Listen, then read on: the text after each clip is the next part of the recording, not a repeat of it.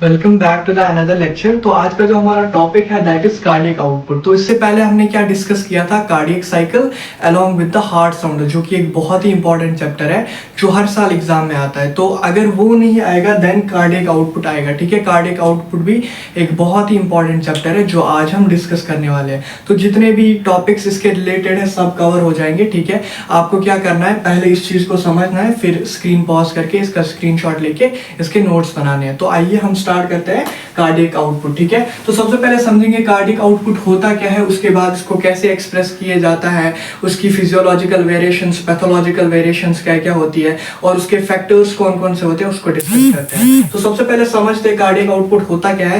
Cardiac output it is the amount of blood pumped out by each ventricle, that is called as the cardiac output. क्या होता है cardiac output? तो जब हमने heart पढ़ा था, हमने हार्ट में पढ़ा था, हार्ट में 4 चैम्बर्स होते हैं। हार्ट में 4 चैम्बर्स होते हैं। Upper chambers are called atria and the lower chambers are called ventricles. यहाँ पे मैंने लिखा है amount of blood pumped out by each ventricle, कि कितना ब्लड आपके वेंट्रिकल्स पंप करेंगे, अब वेंट्रिकल से कितना ब्लड बाहर आएगा, उसी को क्या कहा गया है, उसी को कहा गया है cardiac output.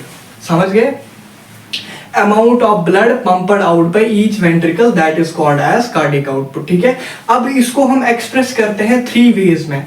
This cardiac output is expressed in 3 ways. The first is stroke volume, second is minute volume and the third is cardiac index. आइए एक एक करके समझते हैं। सबसे पहले स्ट्रोक वॉल्यूम क्या होता है। Stroke volume is the amount of blood pumped out by each ventricle पर बीट। एक बीट के दौरान आपके वेंट्रिकल्स कितना ब्लड को पंप करते हैं, that is called as the stroke volume. समझ गए? आपके वेंट्रिकल्स कितना ब्लड को पंप करेंगे ड्यूरिंग द ईच बीट, एक बीट के दौरान वेंट्रिकल्स कितना ब्लड पंप कर रहे हैं, that is called as the stroke volume. यहां पे मैंने लिखा है amount of blood pumped out by each ventricle per beat. कितना होता है स्ट्रोक वॉल्यूम? 70 ml। ये वैल्यूज याद रखने हैं। ठीक है, it is equal to 70 ml। ठीक है, उसके बाद आता है आपका दूसरा, that is the minute volume. Minute volume क्या होता है? It is the amount of blood pumped out by each ventricle per minute. जो कि मिनट है ना, तो मिनट के रिस्पेक्ट में देखेंगे है ये कार्डियक आउटपुट ही, लेकिन इन रेस्पेक्ट किसके रिस्पेक्ट में है? मिनट के रिस्पेक्ट में। ये भी कार्डियक आउटपुट है, किसके रिस्पेक्ट में? बीट के रिस्पेक्ट में है। It is the amount of blood pumped out by each ventricle per beat and minute volume is the amount of blood pumped out by each ventricle per minute. एक minute में आपके ventricles कितना blood pump करेंगे, उसको क्या कहा गया है? Minute volume. ठीक है, अब एक मिनट में सभी को पता है हमारा हार्ट जो होता है एक मिनट में कितनी टाइम बीट करता है? 72 टाइम्स। ठीक है, तो क्या मैं इसको लिख सकता हूं मिनट वॉल्यूम को? Minute volume is equal to stroke volume into heart rate, क्योंकि per minute amount of blood pumped out by each ventricle which is equal to stroke volume, और पर मिनट में कितने टाइम हार्ट बीट करता है? 72 times. तो it can be calculated as 70 which is the stroke volume multiplied by heart rate. एक minute में कितनी time आपकी हार्ट बीट करता है? That is 72 times. So it comes out approximately 5 litre. ठीक है, तो आपका मिनट वॉल्यूम भी हो गया, स्ट्रोक वॉल्यूम भी हो गया। अब आता है आपका कार्डियक इंडेक्स। ठीक है, मैं फिर से बता देता हूं स्ट्रोक वॉल्यूम क्या होता है। It is the amount of blood pumped out by each ventricle per beat. एक बीट में आपके वेंट्रिकल्स कितना ब्लड पंप कर रहे हैं, that is the stroke volume. And एक मिनट में कितना ब्लड पंप हो रहा है, that is a minute volume. एक मिनट में आपका हार्ट बीट करता है 72 टाइम्स, और stroke volume that is beating के टाइम पे कितना हो रहा है? 70 multiplied by 72 comes out 5 litre which is the minute volume. क्योंकि मिनट वॉल्यूम है ही क्या? Amount of blood pumped out by each ventricle per minute. And पर मिनट के हिसाब से देखेंगे कितने टाइम बीट करता है हार्ट? 72 टाइम्स। ठीक है, तो ये आपका मिनट वॉल्यूम हो गया, स्ट्रोक वॉल्यूम हो गया and cardiac output. Cardiac output क्या होता है? Amount of blood pumped out by each ventricle. ठीक है, कितने आपके वेंट्रिकल्स ब्लड को पंप करेंगे, that is called as a cardiac output. उसके बाद इसकी expressions in 3 ways, stroke volume, minute volume and cardiac index. दो हमने कवर कर लिए। स्ट्रोक वॉल्यूम वैल्यूज याद रखनी 70 ml और क्या होता है, और minute volume stroke volume multiplied by heart rate 70 into 72 which comes out to be approximately 5 litre. ठीक है, तो ये दो कंप्लीट हो गए। आप इसका स्क्रीनशॉट लीजिए, उसके बाद हम कार्डियक इंडेक्स पे चलते हैं। ले लीजिए। तो आइए आगे समझते हैं। आगे क्या आता है आपका कार्डियक इंडेक्स। तो इससे पहले हमने दो चीजें समझी जिसके टर्म्स में हम कार्डियक आउटपुट को एक्सप्रेस कर सकते हैं, that was our stroke volume and the minute volume. अब आता है आपका last, that is cardiac index. Cardiac index क्या होता है, जैसे आपका स्ट्रोक वॉल्यूम की रिलेशन किसके साथ थी, ventricle, blood pumped by ventricle per beat, ऐसी मिनट वॉल्यूम की किसके साथ थी, blood pumped by ventricle per minute. Similarly जो आपका कार्डियक इंडेक्स होता है, it is the amount of blood pumped out by each ventricle per minute in relation to the body surface area. Volume of blood pumped by each ventricle per minute, वो क्या हो गया, वो हो गया आपका minute volume per body surface area. Body surface area को मैंने डिवाइड में लिखा है यहाँ पे, तो minute volume per body surface area. ठीक है, आइए इसको समझते क्या होता है। तो cardiac index it is the expression of the minute volume in relation to the body surface area. Minute volume क्या होता है, it is the amount of blood pumped out by each ventricle per minute. ठीक है, तो कितना होता है minute volume, अभी मैंने बताया था it comes out to be 5 litre.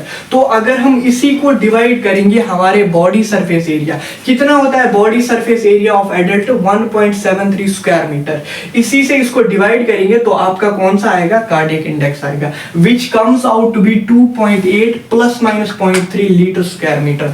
Plus minus क्यों, क्योंकि एरर हो सकता है, प्लस 0.3 ज्यादा भी हो सकता है या लेस भी हो सकता है, इसलिए 2.8 plus minus 0.3 litre square metre. ठीक है, तो ये हो गया आपका कार्डियक इंडेक्स। आइए आप तीनों का समझते हैं, एक एक से रिलेट करके समझते हैं। सबसे पहले स्ट्रोक वॉल्यूम। स्ट्रोक वॉल्यूम क्या था, it was the blood pumped by ventricles per beat. एक बीट में आपका वेंट्रिकल कितना ब्लड पंप करेगा, which is equal to 70 ml। ठीक है, हो गया आपका stroke volume. Then minute volume. Minute volume अगर हम इसी स्ट्रोक वॉल्यूम को मल्टीप्लाई करेंगे हार्ट रेट से, क्योंकि पर मिनट है ना, तो एक मिनट में आपका हार्ट कितनी टाइम्स बीट करेगा, 72 times. That is why stroke volume multiplied by heart rate. Stroke volume कितना आया था, 70 ml मल्टीप्लाइड बाय एक मिनट में आपका हार्ट कितने टाइम बीट करेगा, 72 टाइम्स। तो जब हम इनको मल्टीप्लाई करेंगे it comes out to be 5 litre. ठीक है, आ गया आपका मिनट वॉल्यूम भी।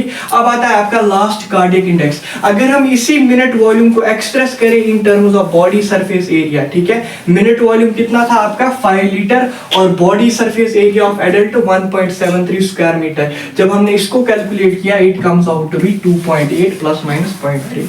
तो इस तरह से आपका कार्डियक आउटपुट एक्सप्रेस होता है 3 वेज में, that is stroke volume, minute volume and cardiac index. I hope आप इसको समझ गए होंगे। आप इसका स्क्रीनशॉट लीजिए, उसके बाद हम फिजियोलॉजिकल एंड पैथोलॉजिकल वेरिएशंस पे चलते हैं। ठीक है, ले लीजिए।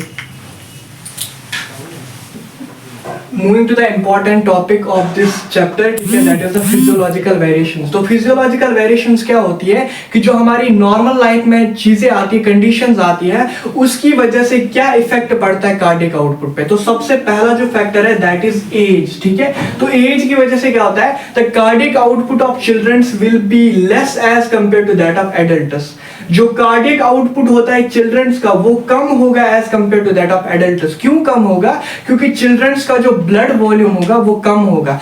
क्योंकि ब्लड ही कम है तो पंप भी कम ही होगा, जितना ब्लड होगा उतना ही पंप होगा। तो चिल्ड्रंस में ब्लड वॉल्यूम कम है तो ब्लड पंप भी कम होगा, देयरफॉर कार्डियक आउटपुट भी कम होगा, क्योंकि उनमें ब्लड क्या है, कम है। ठीक है, इसीलिए the cardiac output of childrens will be less as compare to that of adults. Reason क्या है, low blood volume. Low blood volume किन में होता है, चिल्ड्रंस में बहुत कम ब्लड वॉल्यूम होता है, इसकी वजह से उनका कार्डियक आउटपुट कम रहेगा। दूसरा factor that is the sex. Cardiac output of females will be less as compare to that of males. क्यों, क्योंकि फीमेल्स का जो ब्लड वॉल्यूम होता है वो कम रहता है as compare to that of males, इसीलिए इनमें जो कार्डियक आउटपुट होगा लेस रहेगा। रीजन यहाँ पे भी सेम है, low blood volume of females as compare to that of males. ठीक है, उसके बाद तीसरा बॉडी बिल्ड। तो जितना बॉडी बिल्ड अच्छा होगा उतना कार्डियक आउटपुट अच्छा होगा, मतलब body build is directly proportional to cardiac output. उसके बाद चौथा, इमोशनल कंडीशंस में आपका कार्डियक आउटपुट बढ़ेगा। Emotional conditions like anxiety, like excitement, तो इन कंडीशंस में आपके वेंट्रिकल ज्यादा पंप करेंगे ब्लड को, तो आपकी कार्डियक आउटपुट जो है दैट इज बढ़ जाएगी, ठीक। उसके बाद प्रेगनेंसी में क्या होता है, कार्डियक आउटपुट इंक्रीज होता है, बट यहाँ पे मैंने लिखा है इन द लेटर मंथ्स कौन से, 5th month, 6th month, 7th month, 8th month, यानी जो बाद वाले महीने होते हैं उनमें जो होता है ड्यूरिंग प्रेगनेंसी कार्डियक आउटपुट बढ़ जाता है, ठीक है। उसके बाद last that is the exercise. तो जब हम एक्सरसाइज करते हैं उस टाइम पे हमारा हार्ट तेजी से बीट करता है, that means cardiac output increase होता है ड्यूरिंग एक्सरसाइज। तो ये है नॉर्मल फिजियोलॉजिकल कंडीशंस जिनमें आपका कार्डियक आउटपुट जो है वेरी करता है, मतलब नॉर्मल से या तो ज्यादा हो जाएगा या कम हो जाएगा। तो कब होता है, एज में चिल्ड्रंस में कम होता है as compare to that of adults, reason उनमें ब्लड कम होता है। फीमेल्स में कम रहेगा as compare to that of males, reason again females में ब्लड कम।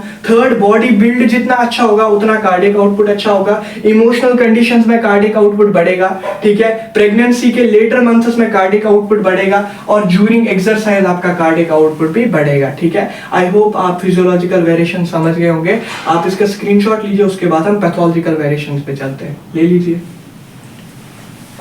तो आगे चलते हैं पैथोलॉजिकल वेरिएशंस, ठीक है। तो इससे पहले हमने फिजियोलॉजिकल वेरिएशंस देखी, तो वो क्या थी, नॉर्मल कंडीशन जो कि हमारी लाइफ में आती है, तो उनकी वजह से क्या इफेक्ट रहेगा कार्डियक आउटपुट पे।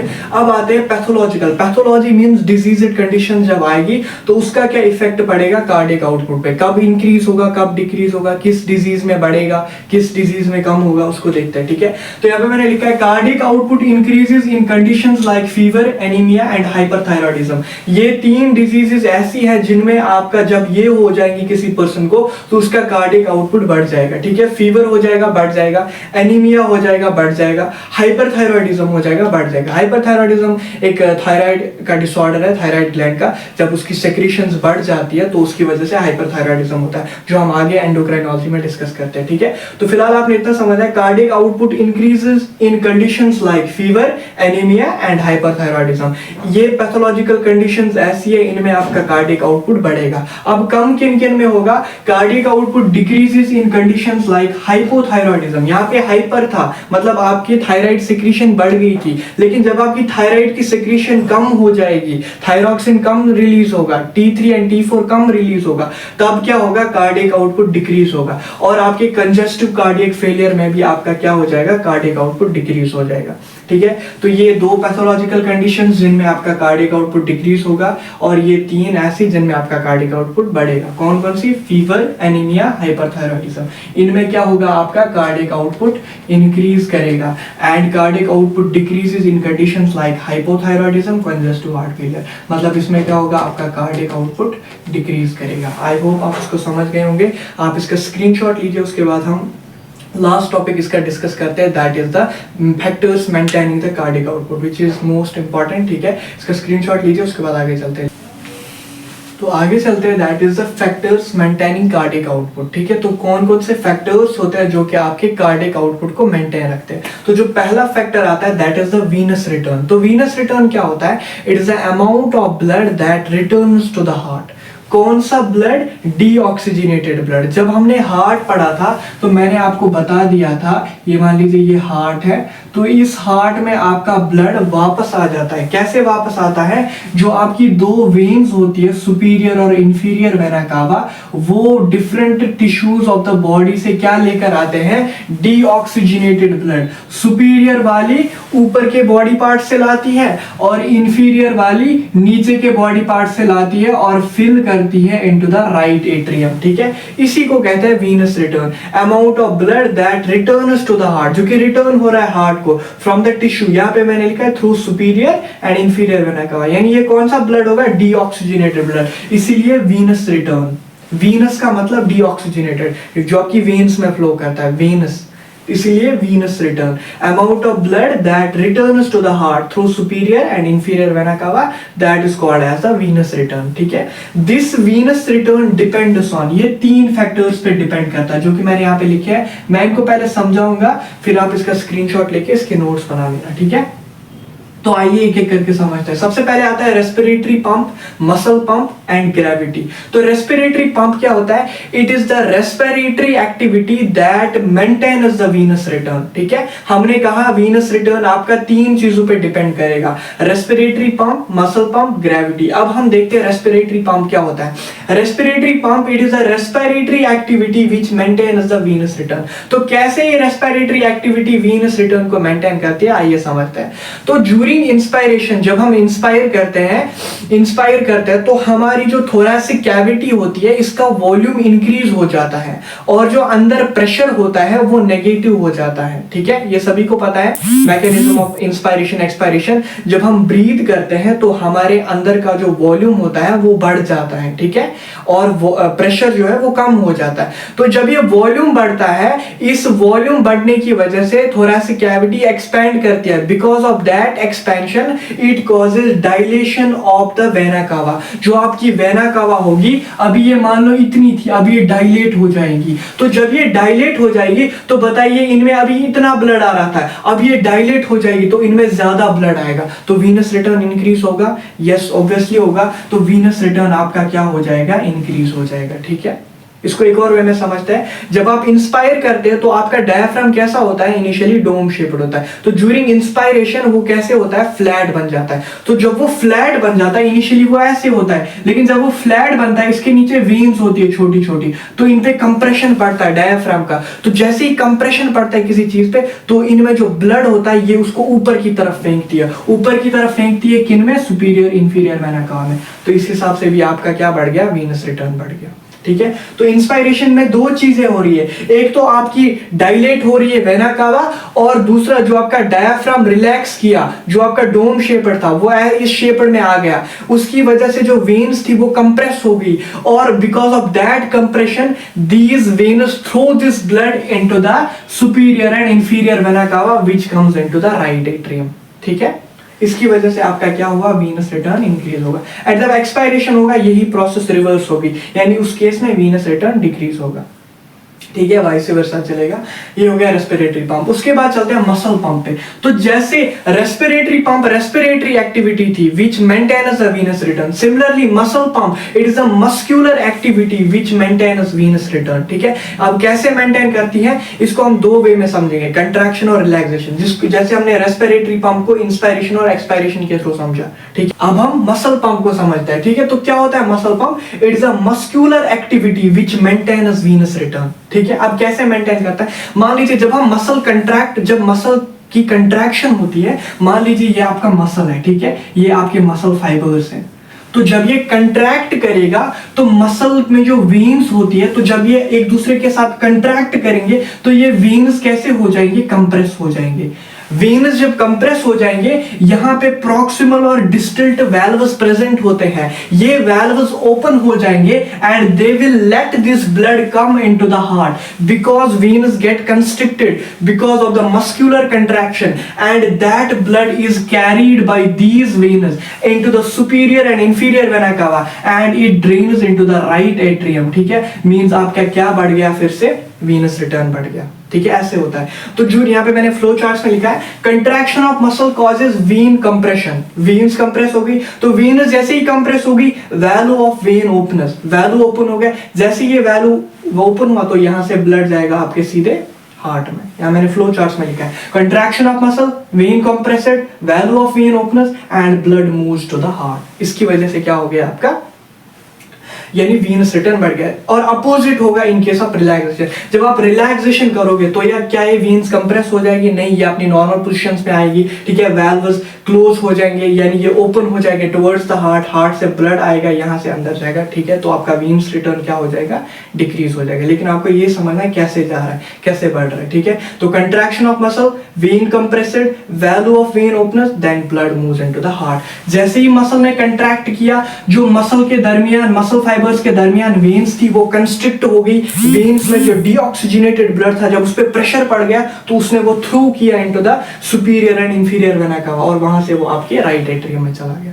ठीक है, तो venous return maintain. And third factor जिसपे वीनस रिटर्न डिपेंड करेगा दैट इज अ ग्रेविटी। तो ग्रेविटी क्या करती है, मान लीजिए मैं अभी खड़ा हूं, ठीक है, तो मेरा ब्लड जो है उसको सर्कुलेट हो रहा है पूरी बॉडी में, ठीक है। अगर मैं कंटिन्यूअसली खड़ा रह रहा हूं तो नीचे ग्रेविटी इसको अपोज कर रही है इस फ्लो ऑफ ब्लड को जो ऊपर जा रहा है मेरे हार्ट की तरफ, ठीक है। Blood is moving through the inferior vena कावा into my heart from the lower parts of the body. It is opposed by this gravitational force. तो जितना gravitational force इसको अपोज करेगा, कंटिन्यूअसली अपोज करेगा, तो क्या ये वीनस रिटर्न कम हो जाएगा, ठीक है, क्योंकि इसको अपोज कर रहा है ग्रेविटेशनल फोर्स। इसलिए मैंने यहाँ पे लिखा है gravitational force decrease is the venous return. इसीलिए जब हम कंटिन्यूअस स्टैंडिंग पोजिशन में रहते हैं तो क्या होता है, आपका वीनस रिटर्न डिक्रीज होता है। क्यों? क्योंकि उसके ग्रेविटी नीचे की तरफ खींचती है इस ब्लड को जो कि आपके हार्ट की तरफ आ रहा है, इसीलिए आपका वीनस रिटर्न डिक्रीज होगा बिकॉज ऑफ ग्रेविटी, ठीक है। आई होप आप समझ गए होंगे वीनस रिटर्न किन फैक्टर्स पे डिपेंड करता है। फिर से देखिए, respiratory pump, muscle pump, gravity. Respiratory pump में क्या हुआ था, ये रेस्पिरेटरी एक्टिविटी है जो मेंटेन करेगी किसको, आपके वीनस रिटर्न को। कैसे मेंटेन करेगी, इंस्पायरेशन के दौरान क्या होगा, आपका वॉल्यूम बढ़ जाएगा, थोरैसिक वॉल्यूम, उसकी वजह से वेना कावा डायलेट हो गई। वेना कावा जब डायलेट हो गई तो ब्लड ज्यादा आएगा आपके राइट एट्रियम में, वीनस रिटर्न इंक्रीजेस। दूसरे फेज में क्या हो रहा है, जैसे ही इंस्पायरेशन होगी, डायफ्राम इनिशियली डोम शेप्ड था, इंस्पायरेशन के दौरान वो अपनी नॉर्मल शेप में आ गया। जो वो नॉर्मल शेप में आता है उसके नीचे जो वेन्स होती है दैट बिकम कंप्रेस्ड, वो कंप्रेस हो गई, तो उन्होंने उस ब्लड को तेजी से फेंका किसमें, आपके राइट एट्रियम में, इंक्रीज हो गया venous return. Second, muscle pump, muscular activity. जब कंट्रैक्शन होता है मसल्स का तो उनके दरमियान वेन्स जो होती है वो कंप्रेस हो जाती है, जब वो कंप्रेस हो जाएगी वो ब्लड को फेंकेगी आपके राइट एट्रियम में, this increase the venous return. Gravity, जब ब्लड ऊपर आ रहा होता है वीनस रिटर्न के थ्रू आपके हार्ट में, तो उसको अपोज करता है ग्रेविटेशनल फोर्स, नीचे की तरफ खींचता है, मींस ग्रेविटी डिक्रीज करेगी आपके वीनस रिटर्न को, ठीक है। तो ये है फैक्टर्स मेंटेनिंग वीनस रिटर्न, ये है आपका वीनस रिटर्न। आई होप आप समझ गए होंगे, it is the first factor which maintains the cardiac output. आप, आई होप आप ये समझ गए होंगे। आप इसका स्क्रीनशॉट लीजिए, उसके बाद हम सेकंड फैक्टर पे चलते हैं, ले लीजिए। आगे चलते हैं second factor is the force of contraction. तो पहला फैक्टर हमने देखा वीनस रिटर्न, ठीक है। तो जैसे venous return directly proportional to किसके था, कार्डियक आउटपुट, ठीक है। Similarly cardiac output is directly proportional to force of contraction, ठीक है। उसके बाद हमने देखा वीनस रिटर्न किन फैक्टर्स पे डिपेंड करेगा।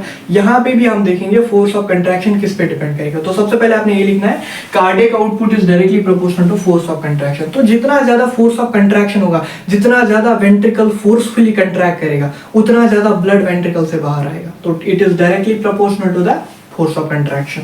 आइए आप समझते हैं किस किस पे डिपेंड करेगा। It depends on the preload and afterload. हम समझते हैं प्रीलोड क्या होता है, आफ्टर लोड क्या होता है। प्रीलोड मैंने यहाँ पे लिखा है, it is a stretching of cardiac muscle fibre before contraction, ठीक है। मान लीजिए ये आपका वेंट्रिकल है, ठीक है, ये आपका हार्ट है, ये आपके दो चैम्बर्स, एट्रिया, ये वेंट्रिकल, ठीक है।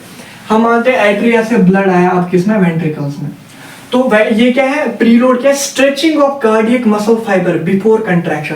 तो अगर आपको याद हो, जब हमने कार्डियक साइकिल पढ़ा था, जब हमने देखा था वेंट्रिकुलर सिस्टोल स्टार्ट होता है before the ejection of blood, before the contraction, एक टेंशन अराइज होती है वेंट्रिकल्स में, that period was called as the isometric contraction. हमने बताया था उस पीरियड में क्या होता है, उस पीरियड में टेंशन बढ़ती है लेकिन length of the muscle fibre remains same. लेकिन टेंशन बढ़ेगी, कंट्रैक्शन की पावर बढ़ेगी, लेकिन अभी ये कंट्रैक्ट नहीं किया, ठीक है। तो जितना ज्यादा पावर ऑफ कंट्रैक्शन बढ़ेगा उतनी फोर्सफुली के साथ ही क्या करेगा, ब्लड को पंप करेगा। जितनी मुझ में पावर है उतनी ही फोर्सफुली में अगर किसी चीज को धक्का दो तो वो उतनी ही दूर जाके गिरेगी, ठीक है। सिमिलर वे में यहाँ पे जितना ज्यादा वेंट्रिकल फोर्सफुली मतलब अपने आप में कंट्रैक्शन पैदा करेगा, पावर ऑफ कंट्रैक्शन पैदा करेगा, उतना ही ये ब्लड बाहर फेंकेगा, ठीक है। यहाँ पे मैंने लिखा है stretching of cardiac muscle fibre. तो अगर ये ज्यादा स्ट्रेच करेगा कार्डियक मसल फाइबर तो उतनी तेजी से क्या फेंकेगा, ब्लड को बाहर, ठीक है। तो stretching of cardiac muscle fibre before contraction, contraction से पहले आपका cardiac muscle fibre, ventricular muscle fibre कितना स्ट्रेच हो जाएगा, that is called as the preload. और जितना ज्यादा स्ट्रेच हो जाएगा उतनी ही तेजी से ये ब्लड फेंकेगा, means preload is directly proportional to cardiac output. I hope आप समझ गए होंगे। तो जितना ये ज्यादा कंट्रैक्ट करेगा, मतलब जितना ये ज्यादा स्ट्रेच हो जाएगा, बिफोर कंट्रैक्शन स्ट्रेच हो जाएगा, तो उतनी ही तेजी से कंट्रैक्ट भी करेगा, उतनी ही तेजी से कंट्रैक्ट मींस कार्डियक आउटपुट ज्यादा होगा। तो preload is directly proportional to cardiac output. I hope आप प्रीलोड समझ गए होंगे। अब आता है आफ्टर लोड। आफ्टर लोड क्या होता है? तो जब ब्लड आपका वेंट्रिकल्स में आ गया था तो कुछ ब्लड मान लीजिए निकल गया, हाफ ऑफ द ब्लड इसमें चला गया आपके पल्मोनरी आर्टरी और इओटा में।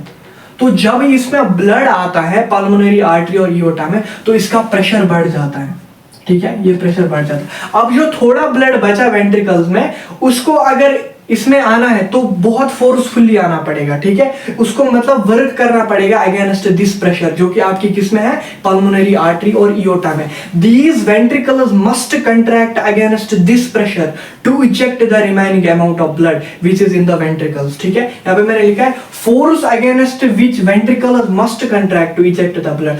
ऐसा फोर्स जिसके साथ वेंट्रिकल्स को कंट्रैक्ट करना चाहिए ताकि वो इस प्रेशर के अगेंस्ट वर्क करे, जो कि किन में आ गया है प्रेशर? पल्मोनरी आर्टरी और इओटा में, बिकॉज उनमें ब्लड चला गया पहले थोड़ा सा, उनमें अब प्रेशर बढ़ गया और अब वेंट्रिकल्स को प्रेस करना है इस ब्लड को अगेंस्ट दिस प्रेशर, ठीक है। तो जितना ज्यादा इनमें प्रेशर होगा, ठीक है, उतना ही कम वेंट्रिकल्स कंट्रैक्ट कर पाएंगे, ठीक है। अब मान लीजिए यहां से मेरे एक हाथ में प्रेशर बहुत ज्यादा है तो इस हाथ की स्ट्रेंथ क्या हो जाएगी? धीरे धीरे कम हो जाएगी, क्योंकि मुझे ज्यादा वर्क करना पड़ेगा to displace my right hand, ठीक है, बाय द लेफ्ट हैंड। आप मान लीजिए इसमें बहुत ज्यादा प्रेशर है, इसको मुझे ज्यादा प्रेशर देना पड़ेगा, इस पे मुझे ज्यादा एफर्ट डालने पड़ेंगे टू डिस्प्लेस इट। सिमिलरली यहाँ पे वेंट्रिकल्स को ज्यादा एफर्ट डालने पड़ेंगे अगेंस्ट दिस प्रेशर, ठीक है। तो जितना ज्यादा ये प्रेशर होगा, ये प्रेशर क्या है? यही तो है afterload, force against with which ventricles must contract to eject the blood. यही है आपका आफ्टर लोड, जो प्रेशर इनमें आ गया जिसके खिलाफ वेंट्रिकल अब काम कर रहा है, दिस इज आफ्टर लोड। तो जितना ज्यादा ये होगा उतना क्या कार्डियक आउटपुट कम होगा कम, क्योंकि जितना ये ज्यादा होगा उतनी फोर्सफुली वेंट्रिकल को कंट्रैक्ट करना पड़ेगा, धीरे धीरे वेंट्रिकल्स की स्ट्रेंथ कम हो जाएगी तो आपका कार्डियक आउटपुट कम हो जाएगा। आई होप आप समझ गए होंगे, ठीक है। Force against which ventricles must contract to eject the blood, ठीक है, यही फोर्स है। यानी जो प्रेशर बढ़ गया आपके पल्मोनरी आर्टरी और इओटा में, इसकी वजह से क्या हुआ? अब वेंट्रिकल्स को फर्दर ब्लड इजेक्ट करने के लिए और एफर्ट्स डालने पड़ेंगे, ठीक है। तो फर्दर इफेक्ट, जितना ये ज्यादा प्रेशर होगा उतना ही कम ब्लड बाहर आएगा, क्योंकि अगेंस्ट दिस प्रेशर हो रहा है ये सब, ठीक है। तो इसलिए cardiac output is inversely proportional to afterload. Directly proportional किसके? प्रीलोड, स्ट्रेचिंग, जितनी ज्यादा स्ट्रेचिंग होगी उतनी ज्यादा कंट्रैक्शन, उतना ज्यादा कार्डियक आउटपुट। आफ्टर लोड जितना ज्यादा इनमें प्रेशर होगा उतनी तेजी से वेंट्रिकल्स को इसके खिलाफ काम करना पड़ेगा, इसके खिलाफ वर्क करनी पड़ेगी, जिसकी वजह से आपका कार्डियक आउटपुट कम होता चला जाएगा, क्योंकि वेंट्रिकल्स की स्ट्रेंथ कम होती जाएगी, जिसकी वजह से वो ब्लड कम इजेक्ट कर पाएंगे, ठीक है। उसकी वजह से क्या होता है? आपका कार्डियक आउटपुट डिक्रीज होता है। तो this is how afterload is inversely proportional to cardiac output and preload is directly proportional to cardiac output. And ये क्या है? ये फैक्टर्स है जिन पे हमारा फोर्स ऑफ कंट्रैक्शन डिपेंड करता है। जनरली हम देखते हैं force of contraction directly proportional to cardiac output, but in case of preload it is directly proportional, but in case of afterload it is inversely proportional. I hope आप ये समझ गए होंगे। आप इसका स्क्रीनशॉट लीजिए, उसके बाद हम आगे फैक्टर्स पे चलते हैं। ले लीजिए।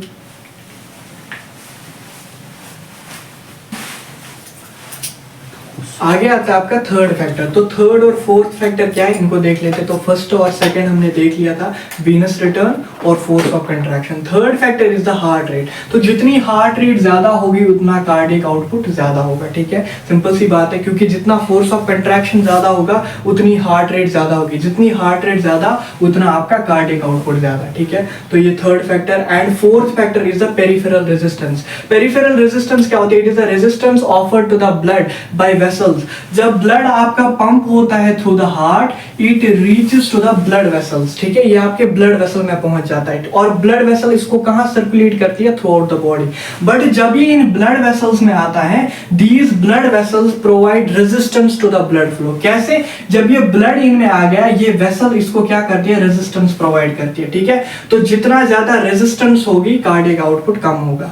जैसे हम वहां पे पढ़ते हैं इन केस ऑफ करंट इलेक्ट्रिसिटी हम पढ़ते हैं जितना ज्यादा करंट होगा, जितनी ज्यादा रेजिस्टेंस होगी उतना आपका करंट कम फ्लो करेगा। इस सिमिलर भी यहाँ पे है, कार्डियक आउटपुट यानी आपका ब्लड उतना ही फ्लो करेगा जितनी आपकी रेजिस्टेंस कम होगी। जब रेजिस्टेंस कम होगी तो आपका ब्लड तेजी से फ्लो करेगा, लेकिन जब रेजिस्टेंस ज्यादा होगी आपका ब्लड फ्लो जो होगा दैट विल बी लेस। इसको आप रिलेट कर सकते हैं जैसे करंट और रेजिस्टेंस, ठीक है। करंट कब तेजी से फ्लो करता है, जब रेजिस्टेंस कम होती है। जब रेजिस्टेंस ज्यादा होती है तो करंट कम फ्लो करता है। सिमिलर यहाँ पे भी जब पेरिफेरल रेजिस्टेंस ज्यादा होगी तो आपका जो ब्लड फ्लो होगा यानी आपका जो कार्डियक आउटपुट होगा वो कम होगा। इसलिए मैंने यहाँ पे लिखा है cardiac output is inversely proportional to peripheral resistance. Peripheral resistance क्या है? It is the resistance offered to the blood by the vessels, यानी वेसल जो होती है वो इस ब्लड को रेजिस्टेंस प्रोवाइड करती है और वो रेजिस्टेंस इनवर्सली प्रोपोर्शनल होती है कार्डियक आउटपुट के।